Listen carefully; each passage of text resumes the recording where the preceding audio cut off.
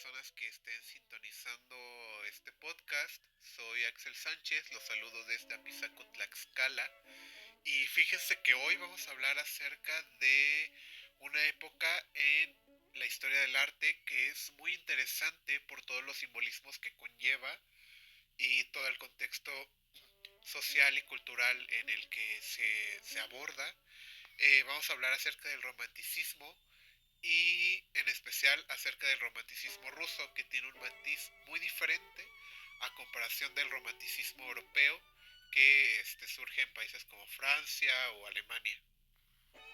Hablando acerca del romanticismo, surge a partir del siglo XIX y que, aunque dialoga con ciertos matices que tiene el romanticismo europeo, desarrolla características muy propias ligadas a temas de identidad nacional y espiritual en el país de Rusia. El romanticismo, en términos muy generales, surge como una reacción contra la razón ilustrada y el orden clásico. Este valora mucho la emoción y los sentimientos. Habla acerca también de la subjetividad y toma elementos de la naturaleza y se los apropia como símbolos para transmitir ciertas emociones. Vamos a ver en el romanticismo europeo muchas referencias hacia flores, fauna, botánica, animales. Toman ciertas características de estos elementos y los apropian para exaltar emociones y sentimientos. También vamos a tener el concepto de lo sublime y el conflicto interior del individuo. Mas, sin embargo, en Rusia, en este movimiento adquiere un matiz muy particular porque aparece en un contexto político y cultural muy específico y un poco diferente a comparación de el romanticismo europeo, que nos situamos en una monarquía autocrática en donde hay una fuerte tradición ortodoxa y una constante tensión entre la influencia de Europa occidental y la búsqueda de una identidad propiamente rusa y del país.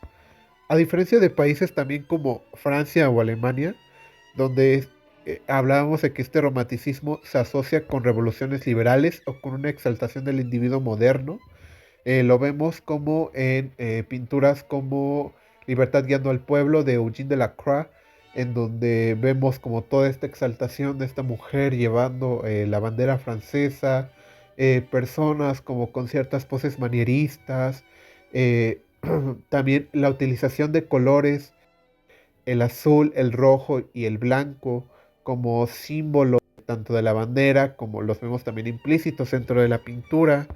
Hablamos de que todos estos simbolismos nos llevan a la exaltación del individuo moderno. Sin embargo, en Rusia el romanticismo está profundamente ligado a la pregunta por el alma nacional, lo que algunos pensadores también llaman la alma rusa. Y esto no se trata solo de expresar sentimientos personales, que lo vemos un poco en estos romanticismos de Francia y Alemania, sino que tratan de representar el espíritu de todo un pueblo. No solamente estamos hablando de un colectivo, sino estamos hablando de una sociedad, por lo tanto de una comunidad y de un pueblo. Si comparamos también el romanticismo ruso con el europeo, podemos ver que hay diferencias muy claras. En Alemania, por ejemplo, también tenemos pintores como Caspar David Friedrich, que presentan figuras solitarias frente a paisajes inmensos, donde la naturaleza funciona como un espacio que simboliza silencio, contemplación, es hasta cierto punto onírico en cierto aspecto, y aunque también en Rusia tome el concepto de lo sublime y se apropia, es un poco diferente, sino que la naturaleza no solo es un espejo del alma individual o del alma de una sola persona, sino se toma como un símbolo colectivo, que es casi espiritual, hablando del territorio ruso. El romanticismo ruso comienza a manifestarse primero en el retrato. Tenemos un artista que se llama Ores Kiprinsky, que introduce fuertes cargas psicológicas dentro de los personajes que retrata. Los personajes no solamente son representados físicamente, sino emocionalmente. Nos podemos dar cuenta de esto a partir de las miradas, las posturas y la iluminación, que sugiere esta introspección, cierta melancolía y conflicto interior. Estos retratos también dialogan directamente con la literatura romántica rusa, especialmente figuras como Alexander Pushkin, que contribuyen personajes sensibles, hasta cierto punto complejos de entender y que son conscientes de su destino. En este punto, el romanticismo ruso no puede entenderse como una sola disciplina. Pintura y literatura avanzan juntas, compartiendo temas y sensibilidades. Es decir, que la pintura va acompañada de la literatura y son ramas artísticas que van acompañadas por un contexto social, político y cultural. Aquí vemos que el paisaje deja de ser un simple fondo y se convierte en protagonista. Hablamos de un artista muy importante dentro del paisajismo en esta época, que es Iván Aivazovsky. Perdón si no lo pronuncio bien, es que pues el nombre está en ruso. Que también es conocido por impresionantes escenas marinas. Que recordemos también que el romanticismo occidental ve a la naturaleza como una proyección del yo. Entonces lo relaciona hacia lo inmenso, una fuerza desbordada. Comentábamos acerca de las exaltaciones de emociones y sentimientos. Entonces el mar se convierte en imagen del alma turbulenta, una emoción inestable, emociones como melancolía, nostalgia, deseo de trascendencia. También vemos cómo el escenario puede funcionar como tragedia en la pintura británica Turner. En la obra que es The Slave Ship de 1840, vemos como el mar es moralmente perturbador, es naturaleza indiferente, también tiene tintes políticos, aunque bueno, el arte es político. También el mar tiene por su horizonte marino, simboliza lo limitado, lo eterno, lo desconocido, la muerte. Eh, Novalis, en el romanticismo alemán, está muy ligado a lo nocturno, a lo misterioso, a lo metafísico. También tenemos que el agua profunda eh, da una sensación de inconsciente. Comentando acerca del romanticismo ruso y toda esta cuestión del mar y cuestiones marinas, Alexander Pushkin en 1824 compone un poema llamado Al mar. Y bueno, tenemos un fragmento representativo del poema que se titula Al mar. Adiós, libre elemento, por última vez ante mí, ruedan tus olas azules y brilla tu orgullosa hermosura. Como el lamento de un amigo, como su voz en la despedida, tu rumor triste, tu llamado, resuena ahora en mi corazón. Adiós, mar, no olvidaré tu solemne belleza, y escucharé en el silencio tu profundo y poderoso bramido. Esta es una traducción al español porque pues el original está en ruso. Iván Aivazovsky fue un maestro de la marina romántica del siglo XIX y sus obras convierten el mar en una experiencia que cae en el concepto que habíamos hablado acerca de lo sublime, dramático, y tenemos una obra que es de sus obras fundamentales que realizó, la novena ola, realizada en 1850, y esta es de sus pinturas más famosas. Vemos dentro de la pintura restos de un naufragio, sobrevivientes aferrados a los mástiles, una ola gigantesca que se aproxima y una luz cálida del amanecer atravesando el agua. Esto nos quiere dar a entender que la novena ola era considerada la más grande y peligrosa de una serie de olas que se tenían dentro del conocimiento colectivo. El mar es devastador, pero la luz sugiere cierta esperanza detrás de este momento tan desgarrador. Y no solamente habla de tragedia o de drama, sino que también tiene una prueba espiritual detrás. Aquí el mar se ve como sublime, violento por la escena en sí, pero también luminoso y al mismo tiempo trascendente y espiritual. El ser humano se achica y se logra ver tan pequeño, pero no recae en lo insignificante. También tenemos obras como La Tempestad, que es una tormenta nocturna y es un barco en peligro. Tiene contraste extremo entre oscuridad y luz. Las olas monumentales ocupan casi todo el cuadro. No hay casi presencia humana. El mar protagoniza absolutamente la mayoría de la escena.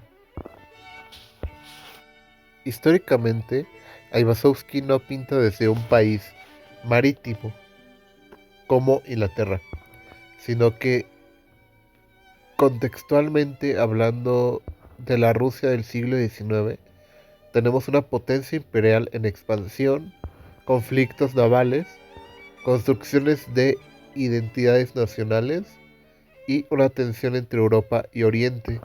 El mar no solamente se ve como naturaleza, sino que también, hablando de cuestiones geográficas, es un territorio estratégico que produce una frontera política y se ve como un símbolo de poder. Esto le da un matiz diferente al mar romántico ruso a la diferencia del mar romántico europeo. En el concepto de lo sublime, según Immanuel Kant, habla que lo sublime ocurre cuando algo es tan grande que excede nuestra capacidad de comprensión, pero aún así lo contemplamos. En Aivazovsky, las olas ocupan casi todo el lienzo, el barco es diminuto y el cielo es infinito. Hablábamos de estos contrastes de tamaños, pero que justo estos tamaños representan la importancia que se le daba a la naturaleza. En el mar del romanticismo ruso, particularmente en la obra de Iván Aivazovsky, debemos entender que no solo es una representación naturalista, sino que conlleva también una construcción simbólica detrás de esta figura tan importante como el mar. No se trata de una descripción del paisaje marítimo, sino también de la visualización de una experiencia estética que se vincula con lo sublime. En términos filosóficos, siguiendo la formulación de Immanuel Kant, lo sublime emerge cuando el sujeto se enfrenta a una magnitud que excede su capacidad de representación, lo que habíamos comentado anteriormente, pero que en esa misma desproporción afirma su dimensión racional y moral. Aivazovsky la ve a la desproporción como evidente. La escala de las olas frente a la fragilidad de las embarcaciones, hay cierta amplitud del horizonte frente a la pequeñez humana, pero, sin embargo, el ser humano no desaparece del cuadro, permanece visible, insistente. Esta persistencia introduce a una dimensión ética. El mar no solo amenaza, también te examina, te analiza, te observa. A diferencia del romanticismo alemán, representado por Caspar David Friedrich, donde el mar tiende hacia la contemplación metafísica y el silencio existencial, el romanticismo ruso acentúa el dinamismo y la tensión dramática. El océano de Ivanovsky es movimiento constante, energía en conflicto, espacios con crisis, melancolía, duda. Asimismo, la presencia recurrente de la luz, que particularmente son escenas posteriores a la tormenta, sugieren estructuras simbólicas de deconstrucción y regeneración. Se ve que la catástrofe no es definitiva, sino que está inscrita en lo que se admite como una posible salvación o esperanza. Vemos esta dialéctica entre amenaza y esperanza, fundamental para comprender cómo se concibe al mar dentro del romanticismo ruso, dentro de un imaginario romántico.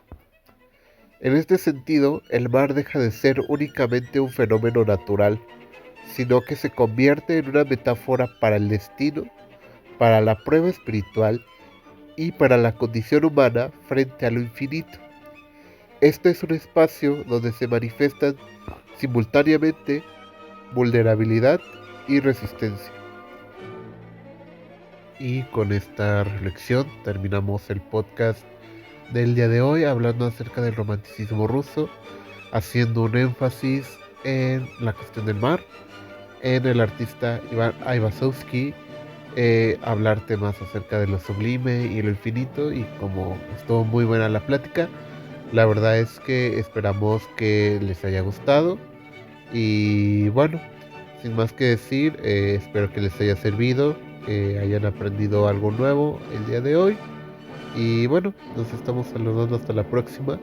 Gracias por escucharme y nos vemos.